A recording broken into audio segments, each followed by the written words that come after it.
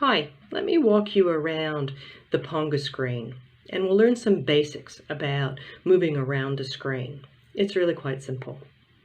What I've got here is an image of the screen. And here you have the navigation and comments tool.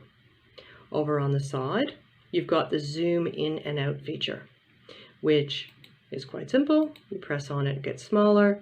You ask for it to be larger and it does so. And it can get quite large and in focus, which is great. Then from there, we have the Navigate button. Click on that and you can move your image around the screen quite freely. I'm going to go down to the Show and Hide selection. Notice the black boxes. The black boxes are around the images. The black boxes are comment boxes. When I click this, they're going to disappear. Gone. But not completely. If I highlight over them, they're now white. So you know where the comments are. They're not completely hidden. Go back over, put them back on. I would take note here, you can actually move these boxes around. And when you've clicked on them, they turn orange and a box opens here on the right-hand side. Click out of that and the box goes away and those go back to black.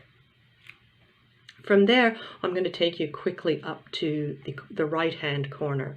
And here we have a question mark, an image, and also the share icon. So first with the question mark, that is the Ponga Support Center. I recommend Control-click to open a separate browser window. If you want help, you want to be able to go back and forth between the two windows. So two browser windows open. Just remember Control-click and you're going to get a new browser window.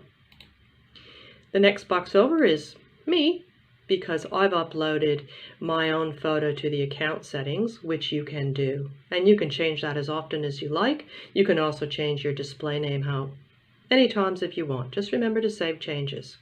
I'm going to go through this whole thing in a completely separate video for you, but that's the bit about that.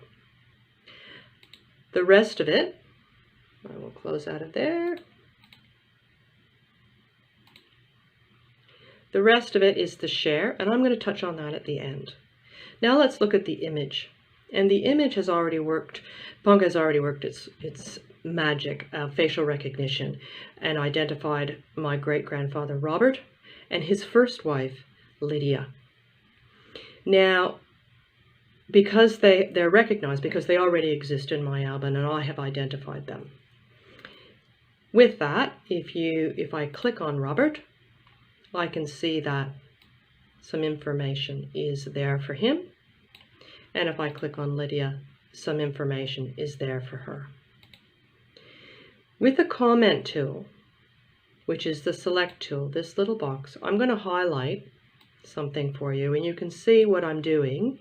The box opens at the top and this is where you type comments.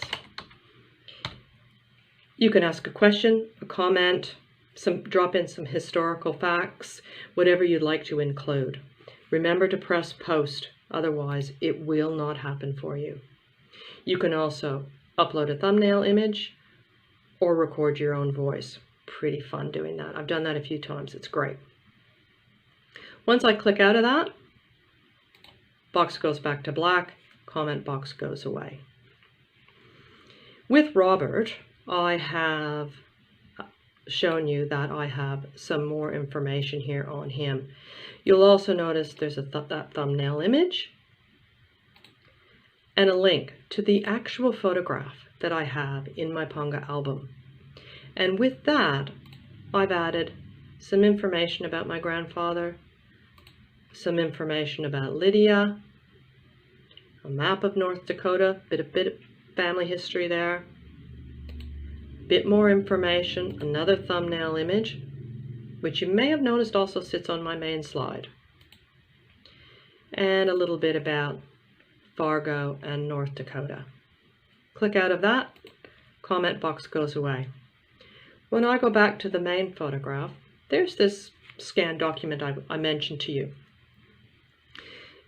When I click on this, you'll see the thumbnail for the document. Not that easy to read, it's quite small, it's a thumbnail. So I've created it as an image standalone. And this is where the zoom really comes into its own. I can zoom this to such a size and such a resolution that I can actually read this document. I can see that Grover Cleveland was the President of the United States in 1887, and they were offering up parcels of land in North Dakota to migrants. Robert Moore came from Canada to North Dakota to farm 160 acres of land. So it was really an interesting thing. This is a fabulous little piece of history, and I had to include it because storytelling comes not only from photographs, but it does come with some documents that stand behind the photographs. And this is just one of the best, and I really do enjoy this. From there, I'm going to take you down and click out of there, and that goes away. One of the last two things I want to mention is Audi. Audi is the on-board support queen and always there to help. Right down there in the corner, type in your question and Audi will get back to you. Audi is a real live person, and Audi will be right on to your question and help you out with that. And the last I want to show you is the share. Way up here in the right hand corner is the share. This is where you're going to share it with your family with an email address.